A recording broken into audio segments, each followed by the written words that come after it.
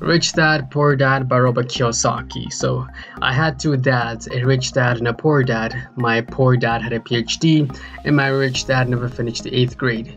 My poor dad never liked the discussion of money, and he would always forbid it. My rich dad, on the other hand, encouraged the discussion of money, and he would always say, never say I can't afford something, because if you do, you force your brain to go to sleep and to stop working on thinking of creative ways to make money. Both my dads strongly believed in getting an education. My poor dad always encouraged me to go to school, get good grades so that I can get accepted into a good college. My rich dad, on the other hand, encouraged me to go to school and get a financial education. One dad died leaving his family bills to be paid, the other died leaving tens of millions of dollars to his family, churches, and charities. The problem with most people is that they always complain about money. They will always say, oh, I have no money, I'm broke, my job sucks, I need to get a second job to pay the bills. But let me ask you this, what would you do if you got a pay increase today? Let's say you were earning $3,000 a month, and I offered you a pay rise to $5,000 a month or $10,000 a month. What would you do with the extra money? Would you invest it or spend it? You see, more often, money is not necessarily the solution. More money does not translate into less problems. In fact, it's your poor understanding of money and how it works. You have a poor financial IQ, as Rich Dad would say. This is why the poor and middle class have financial problems. Instead of investing a portion of their paycheck into income generating assets, they end up buying liabilities. A brand new car, for instance, a brand new 50-inch flat screen TV, or the latest iPhone. The list goes on and on. As a result, no matter how much their paycheck may increase, they are always going to find more frivolous ways to spend it. The rich, on the other hand, spend most of their paycheck investing in income-generating assets. Planting assets is like planting a tree. If you want to be rich, you need to be financially literate, period. If you are going to build the Empire State Building, you need a firm foundation. The poor and illiterate build a skyscraper with a poor foundation. As a result, instead of the Burj Al Dubai, you get the Leaning Tower of Suburbia, and hence the financial headache start. Kiyosaki says, the poor have expenses, the middle class buy liabilities they think are assets, and the rich spend their time acquiring assets.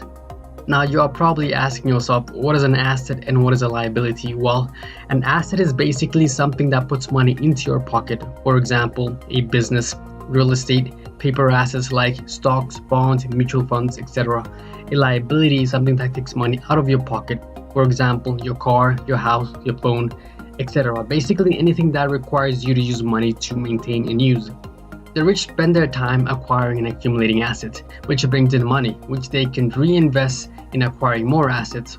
Over a period of time, these assets would have grown so large and profitable that they make the rich even richer. Economists call this compound interest, and it's the secret of the rich.